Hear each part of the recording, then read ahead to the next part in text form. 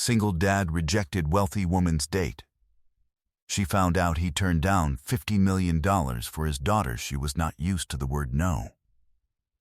Camille Ashford Whitley said it 3 times in her head before she said it out loud, sitting across from the bartender at the rooftop lounge of the Beaumont Hotel in Boston, watching the man who had just refused her. "I'm sorry. I must have misheard you. Did you say no?" The bartender, a man in his late 30s with calm gray eyes and a worn silver watch on his left wrist, set down the glass he had been polishing and looked at her again. He was not bad-looking. He was, in fact, the reason she had come back to this lounge 3 times in 2 weeks. He had a quiet competence about him that her ex-husband had never possessed. His name tag read Ethan. He had served her a Manhattan with a strip of orange peel cut, so precisely it could have been done by a surgeon. He had asked, politely, how her evening was going. He had not flirted. He had not flirted, in fact, in any of the 3 visits, and Camille Ashford Whitley, 43, recently divorced heiress to the Ashford pharmaceutical fortune, with a personal net worth in the high 8 figures and a face that had been on the cover of Boston Magazine twice, was not a woman accustomed to bartenders who did not flirt. So she had asked him to dinner. Specifically, "I'm going to the Aragasta on Saturday.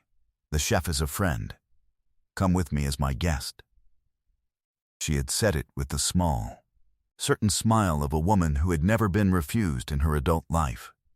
And Ethan had said no. Politely, quietly, while polishing the glass. He had said, "That's very kind of you, ma'am, but I can't. I appreciate the offer." She blinked at him. "Did you say no?" "Yes, ma'am. May I ask why?" Ethan set the glass down. He thought about his answer for a beat. The rooftop bar at the Beaumont was nearly empty at 10:15 on a Tuesday night. The November wind cold enough to keep the heated patio empty too. 2 businessmen at the far end of the bar pretended not to listen. The hostess at the door pretended not to listen. A woman at table 6, who had been watching Camille for the last 20 minutes, a sharp-eyed brunette named Vivienne Park, Camille's friend, lawyer, and frequent companion, pretended very hard not to listen. "I'm sorry, ma'am," Ethan said. "I just have a rule about not dating customers. It's not personal." It was a lie.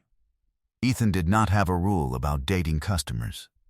Ethan had a rule about not dating anybody, full stop, for the next 11 years and 7 months, until his daughter Tessa turned 18. He did not say this. He did not say anything else. He just gave her a polite small smile and went back to polishing glasses. Camille Ashford Whitley sat at the bar for another 40 seconds. She did not finish her drink. She slid off the stool, picked up her coat, walked to Vivienne's table and said, in a voice that was being held together with wire, "Let's go." Vivienne stood. They walked to the elevator. Camille did not look back. What Camille Ashford Whitley did not know was that the bartender she had just propositioned was, or had been until 41 months ago, Dr. Ethan Park, neurosurgeon, formerly of Brigham and Women's Hospital, the youngest department chief in that hospital's history, and the man who had refused 8 months ago a $50 million signing bonus to lead a private surgical institute in Dubai because the contract required him to relocate full-time and would have separated him from his 6-year-old daughter for 10 months of every year. What Vivienne Park did not know, but was about to find out, because Vivienne Park was an attorney who did not enjoy seeing her best friend humiliated by a bartender, and Vivienne Park was about to spend 48 hours running a background check on the man, was that the polite rejection Camille had just received was the second most generous no Ethan Park had said in the past year. By Saturday night, Camille would be standing on a sidewalk in Jamaica Plain in the snow, watching a man she had decided to be angry at carry a sleeping child up the front steps of a small rented house, and she would understand for the first time in her life what people meant when they used the word humbled. But for now, she just rode the elevator down 42 floors in a silence that her oldest friend was wise enough not to break. 41 months earlier, Ethan Park had been a different man. He had been 35 years old, the youngest neurosurgical chief Brigham and Women's had ever appointed, a department head with 3 operating rooms running under his direction, a townhouse in Cambridge, a wife named Anna, who was a pediatric oncologist at Dana-Farber, and a 2-year-old daughter named Tessa, who had recently learned to say the word stethoscope with the round, careful pride of a child who had been taught it by parents who used the word at the dinner table. He had been on the kind of trajectory that ends in named professorships and surgical wings with brass plaques. He had been, by every external measure, a man whose life was going exactly the way it was supposed to go. Anna had been diagnosed with a glioblastoma multiforme on a Tuesday in March, stage 4. Inoperable, the tumor was in the part of the brain where Ethan operated, on the kind of patient he saved every week, but it was the wrong kind in the wrong location, and there was no version of any operation that would change what was coming. Anna had survived 7 months. She had used the last 2 of them to make a list, in a leather notebook, of everything she wanted Ethan to remember about how to raise their daughter. The list ran to 14 pages. The first item was, "She is afraid of the dark on Tuesdays. Don't ask me why. It is a Tuesday thing." The last item was, "Don't let your work eat her childhood. I am letting her go because I have to. You do not have to. Be there." Anna had died in October. Ethan had taken 6 weeks of bereavement leave. He had come back to the hospital in December. He had operated on a 51-year-old grandmother with a meningioma on his 2nd day back. The operation had taken 9 hours. He had walked out of at 11 p.m. and called the daycare to ask if Tessa had eaten dinner. The director told him, gently, that they closed at 6, that Tessa had been with their after-hours sitter since then, and that she was asleep on a couch in the office because the sitter had not been able to stay past 9. It was the 3rd time that week. Ethan had stood in the hallway of the surgical floor in his scrubs and read item 14 of his wife's list again. Don't let your work eat her childhood. Be there. He had submitted his resignation the next morning. The hospital had not accepted it the first time. The chief of surgery had taken him to a long lunch and offered him an unpaid sabbatical instead. The CEO of the hospital had personally called him at home. The board had voted to offer him a 4-day work week with full chief's salary. Ethan had said no to all of it. He had explained, calmly, that he could not be a surgical chief and a single father simultaneously, and that one of those 2 roles was non-negotiable. The board had finally accepted his resignation in February. He had sold the townhouse in Cambridge. He had moved with Tessa to a small rented house in Jamaica Plain that had a yard with a maple tree. He had taken a job as a bartender at a quiet lounge in the Beaumont Hotel because the lounge was open from 5 p.m. to 1 a.m., which meant he could do the morning preschool drop-off and the afternoon pickup and have dinner with Tessa every night before he left for work at 4:30. His mother, who lived in Quincy, came to the house at 4:15 every evening and stayed until Ethan came home at 1:30 in the morning. Tessa was asleep by 7:30. Tessa did not know her father was a bartender. Tessa knew her father was home, every morning, every weekend, every snow day, every fever. Tessa was, by every measure that mattered, the most stable child in her preschool class. The teachers said so. Her grandmother said so. Anna's leather notebook, which Ethan kept on his nightstand and read on bad nights, would have said so too. 8 months ago, an envelope had arrived at the small house in Jamaica Plain from a private medical group in Dubai. They had heard, through the kind of channel that hears these things, that Dr. Ethan Park had left clinical practice. They were building a private neurosurgical institute. They wanted him to be its founding chief. The offer was 8 pages long. The base salary was $4.2 million a year. The signing bonus was $50 million, payable on his first day. There was equity. There was a private residence. There was a private school for Tessa with a 4-to-1 student-teacher ratio. There was a private nurse, and a private nanny, and a private driver. There was, in the cover letter, a paragraph that explained, with the polite frankness of people who were not used to being told no, that this was the most generous offer that had ever been extended to a surgeon under the age of 40, and they hoped Dr. Park would consider it carefully. Ethan had read the offer once. He had read item 14 of Anna's list one more time. He had signed the rejection letter at his kitchen table, while Tessa colored a picture of a maple tree with her tongue poking out in concentration. The reason he had said no was very simple. The contract required him to relocate to Dubai full-time. There was a clause, very politely worded, that required 10 months of on-site residency per calendar year. Tessa would attend the private school in Dubai. Tessa would have the nanny, the nurse, the driver. Tessa would also, for 10 months of every year of her remaining childhood, have a father who left the house at 5 a.m. and came home at midnight, the way her father had been before Anna died. Ethan had signed the rejection at the kitchen table. He had sealed the envelope. He had handed it to Tessa. "Bug, will you put this in the mailbox for me?" "What is it, Daddy?" "It's a letter saying no thank you to someone. Were they being mean?" He had thought about it for a moment. "No, baby, they were being very, very nice. But sometimes you have to say no even to nice things." Tessa had nodded with great seriousness and walked the envelope to the mailbox. She had been 6 years old. The envelope had been postmarked in March. By April, Ethan was back at the Beaumont, polishing glasses. And on a Tuesday in November, 8 months later, a woman named Camille Ashford Whitley had asked him out to dinner, and he had said no. And she had ridden an elevator down 42 floors with her oldest friend in a silence that her oldest friend was wise enough not to break.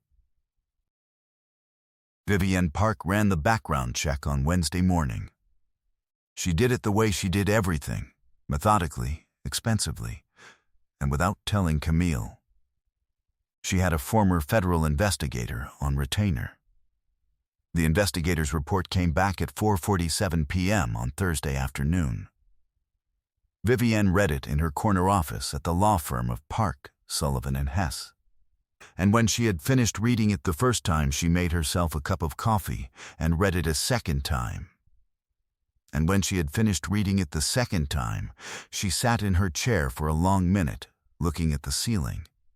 And then she picked up the phone and called Camille. "Cammy, are you sitting down?" "What?" "I need you to come to my office." "Right now.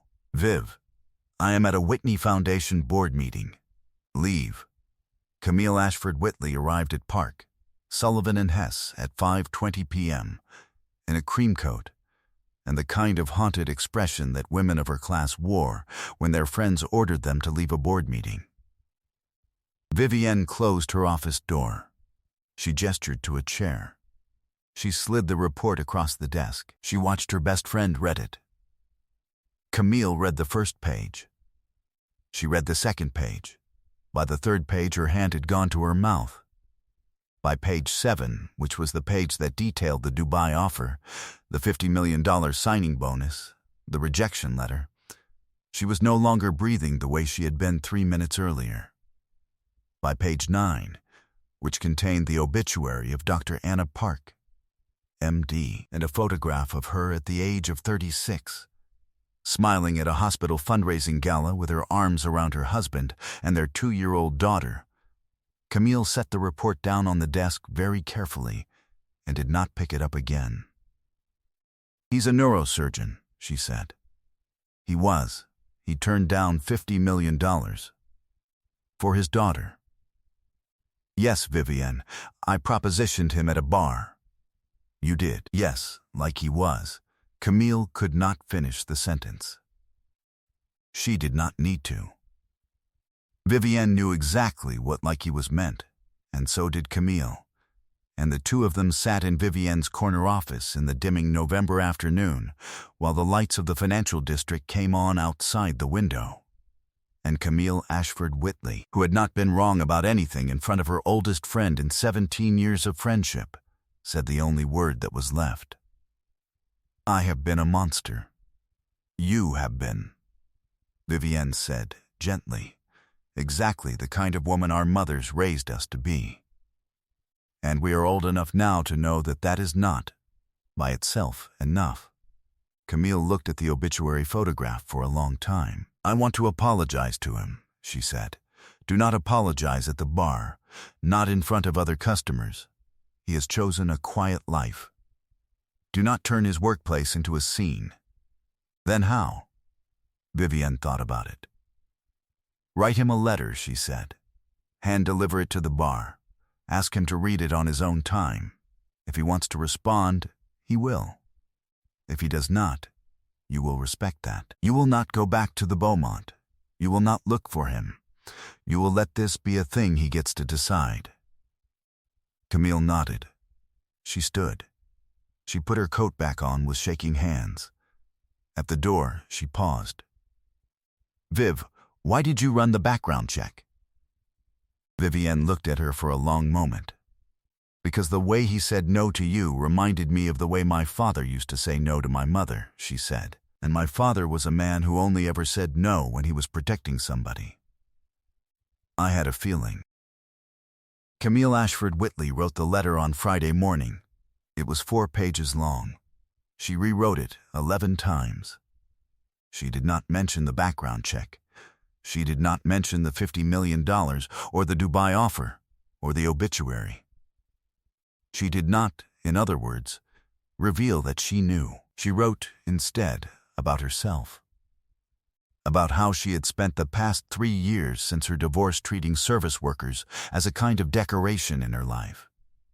About how she had asked him to dinner without ever once asking him a single real question. About how she had been embarrassed when he said no and had assumed, in her embarrassment, that the embarrassment was his fault and not hers. She wrote that she was sorry. She wrote that she did not expect a response.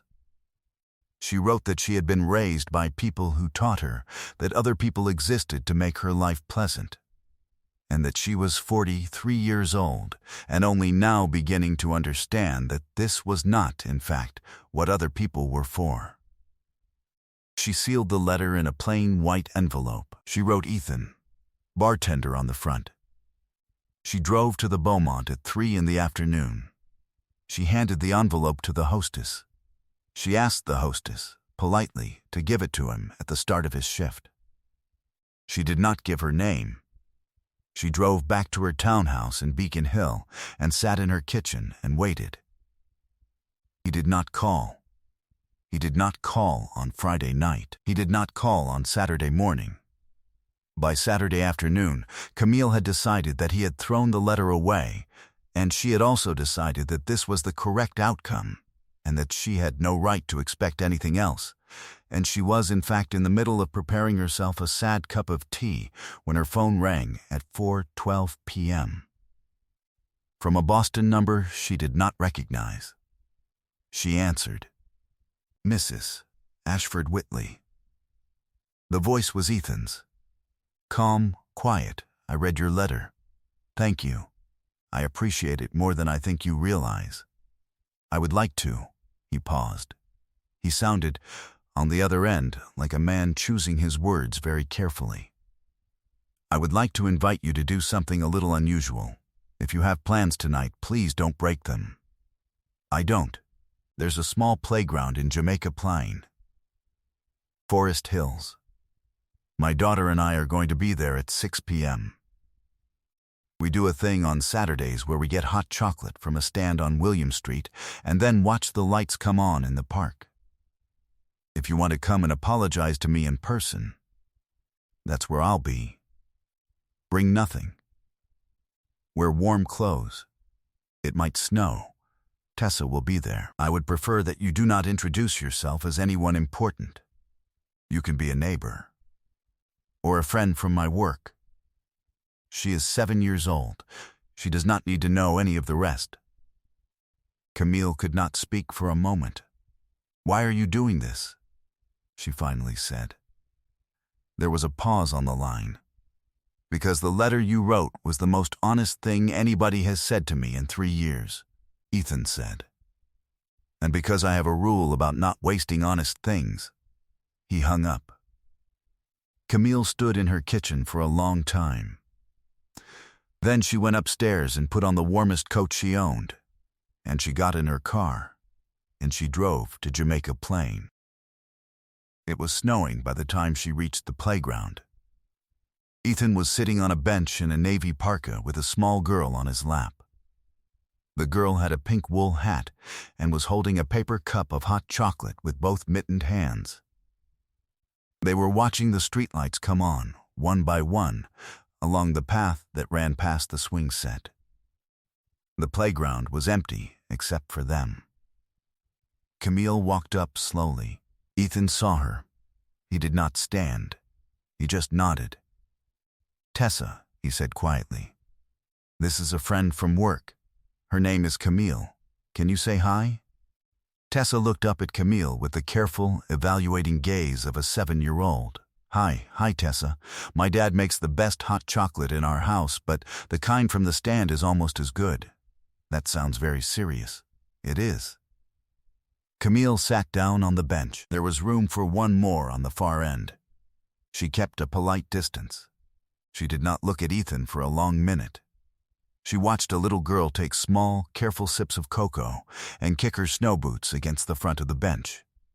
She watched a father adjust his daughter's wool hat so it covered her ears. She thought about all the things she had assumed about a man behind a bar. I'm sorry, she said quietly, so that only Ethan would hear. Thank you. Vivienne ran a background check. I have to tell you, I know about your wife, about the offer. I did not write the letter knowing. I wrote it before. But I want you to know that I know now, because it would not be fair to. It's all right. Ethan kept his voice low. Tessa was singing softly to herself, oblivious, I assumed she would. People in your world do. I am not angry about it. Why aren't you? He looked at her then, for the first time properly, because 3 years ago he said, I would have been the one running the background check. I have not forgotten what that world feels like. I have just decided I do not want to live in it anymore. Camille nodded slowly. They sat in silence for a few minutes. The snow came down. Tessa finished her hot chocolate and tucked herself against her father's side and announced she was medium tired, which apparently was a specific level of tired with a defined protocol attached to it. Ethan stood. He picked her up. She put her head on his shoulder. I should get her home, he said. Of course. He hesitated. Then, Camille, thank you for the letter. I am not in a place to be friends with anyone right now. I am barely in a place to be a father, and being a good father is the only thing I am trying to do. But the letter mattered. I want you to know that. It mattered to me too. Writing it. He nodded. He turned to go. Ethan. He stopped. If you ever want to be a doctor again, Camille said quietly, when she is older. I know people. I am on the board of 3 hospitals in this city. I would consider it a privilege to be useful. He looked at her for a long moment. Then he smiled. just a little for the first time all evening. "I'll remember that," he said. He walked away into the snow with his daughter on his shoulder. Camille Ashford Whitley did not go back to the Beaumont. Not once. She had promised Vivienne she wouldn't, and she had also, in the snowy playground in Jamaica Plain, made a quieter promise to herself. But the night did not leave her. Over the following 6 months, she made a series of decisions that her board members and her ex-husband and her social circle in Beacon Hill found difficult to understand. She stepped down from 2 of her 3 non-profit boards. She kept the third, Brigham and Women's Hospital, where she had been a major donor for 15 years, and she began, quietly, to attend meetings of the Bereavement and Survivor Support Program for medical staff who had lost spouses. She did not speak at the meetings. She listened. She funded the program's expansion the following year, a $4 million gift, with the simple condition that the program offer free, indefinite childcare to any single-parent physician on staff who needed it, structured around the impossible hours of clinical practice. The program was renamed, at her insistence, the Anna Park Family Support Program. Anna's parents flew up from Florida for the dedication. They cried. Ethan did not attend. He sent a letter. It read, "Thank you, from both of us." Tessa Park turned 8 that spring. Her father took her camping in New Hampshire for her birthday. They saw 4 moose. Tessa decided she might be a doctor like her mother when she grew up. Her father told her she could be anything she wanted, and he meant it. Ethan continued bartending at the Beaumont for another 2 years. Then, on a quiet Tuesday morning in the spring of Tessa's 10th year, he sat down at the kitchen table and looked at item 14 of Anna's list one more time. And he understood, for the first time in 7 years, that his daughter was old enough that he could begin, carefully, to be both things. He applied for a part-time consulting position with the neurosurgery department at Beth Israel. They hired him within a week.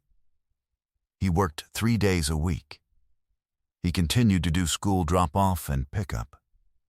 He still made dinner. He also, on a Tuesday in May, ran into Camille Ashford Whitley in the lobby of Brigham and Women's Hospital. She was there for a board meeting. He was there for a consult. They stood by the elevators for a moment. He told her about the new job. She told him she was glad. They did not exchange numbers. They did not need to. They were 2 people who had met one snowy evening in Jamaica Plain and had told each other the truth. And the truth had been enough. Outside the small rented house in Jamaica Plain, the maple tree in the yard turned gold every October. Tessa grew. Her father stayed. He read item 14 of Anna's leather notebook on the hard nights, and he stopped reading it on the easier ones because he had finally begun to live the thing it had asked him to live. Years later, when Tessa was 18 and packing for medical school, she had decided, in the end, to be a doctor like both her parents. She asked her father a question while he was helping her tape up a moving box. "Dad, did you ever date anybody after Mom?" He thought about his answer for a moment. He picked the one Anna would have wanted him to give. There was a woman once. She was kind. She was not the right woman. But she helped me remember something important. What did she help you remember? That sometimes the most important thing you can say to a person is no. Tessa nodded slowly. She did not entirely understand. She was 18. She would understand, later, the way Camille Ashford Whitley had finally understood, on a snowy bench in Jamaica Plain, what people meant by the word enough.